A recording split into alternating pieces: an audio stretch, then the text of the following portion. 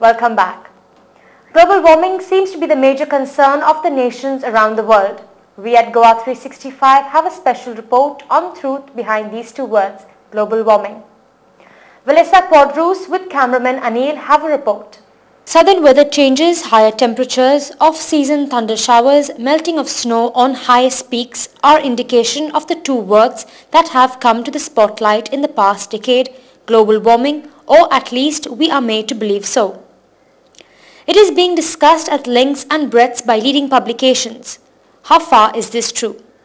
According to HOD and Dean of Earth Science Department of Goa University and a scientist, Professor H.G. Desai, who has dedicated his life in studying Mother Nature, said that this is a simply hyped up issue primarily to gain publicity. Global warming means warming of the outermost layers of the earth manifest by increase in sea surface temperatures. The cause and effect of global warming are fairly well publicized by the governments and the United Nations.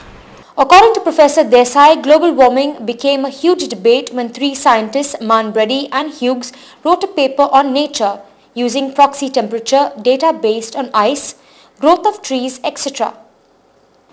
With this proxy temperature, they plotted a graph called the hockey stick. The first account of global warming, or rather the impetus to this global warming, was provided by three scientists who published their work in Nature and later in Journal of Geophysical Research. The three scientists were Michael Mann, Raymond Bradley and Malcolm Hughes. They collated proxy temperature data from tree rings, ice cores, corals, etc. from 1902 to 1980 and calibrated them to temperature data for the past 600 to 1000 years. A temperature time plot revealed a hockey stick-like pattern. Later, this graph was studied by three scientists who proved this to be false. But their findings did not find their way in any publications. In 2003, two Canadian scientists, Steve McIntyre and Ross McKittrick, reanalyzed the data of Mann et al. And found to their dismay that there were statistical and procedural flaws, calculation errors, twice use of data, use of wrong data, and best or the worst of all, a computer program that could generate a hockey stick like pattern from any random data. This amounted to manipulating or fabricating data, or a borderline case of doctoring of data to achieve the desired results.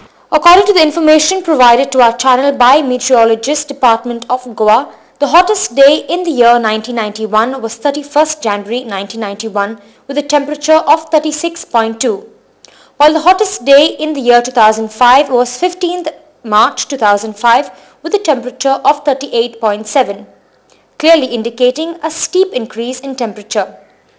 What then causes this climate change? Climate is dependent on the sun, atmosphere and ocean interaction. Another factor deciding the temperature of a place is the energy released from the interior of the earth. When an earthquake takes place, the warm water affects the circulation of the weather pattern over the oceans. This leads to temperature rise. Climate is the net result of sun, atmosphere and ocean interaction. One factor that is often overlooked is the geothermal energy released by earthquakes, which can substantially change the climate pattern or the weather pattern on Earth. According to Professor Desai, whenever in the past carbon dioxide levels have increased, temperature has always decreased, leading to ice age. That carbon dioxide increase leads to temperature increase in the atmosphere is not very correct. Speaking further, Professor Desai said that carbon dioxide increase should be controlled. By no stretch of imagination it is implied that we should not worry about carbon dioxide emissions.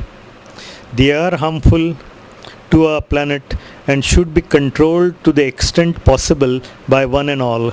He suggested the following measures to control carbon dioxide. As for Goa, especially during this season, what needs to be prevented to reduce carbon dioxide emissions is the heather fires or so-called bush fires, which sometimes lead to even forest fires. Similarly, avoid to the extent possible the use of sprays, deodorants, perfumes which contain the CFCs. To control carbon dioxide emissions, we could resort to save electricity. Thereby, if we conserve electricity or save electricity, the use of refrigerators, air conditioners and other appliances will be restricted. This would also reduce the CFC emissions. Use of vehicles only when essential. This will also contribute to reduction of CO2 and other greenhouse gas emissions. Time for a short break. You're with Goa 365.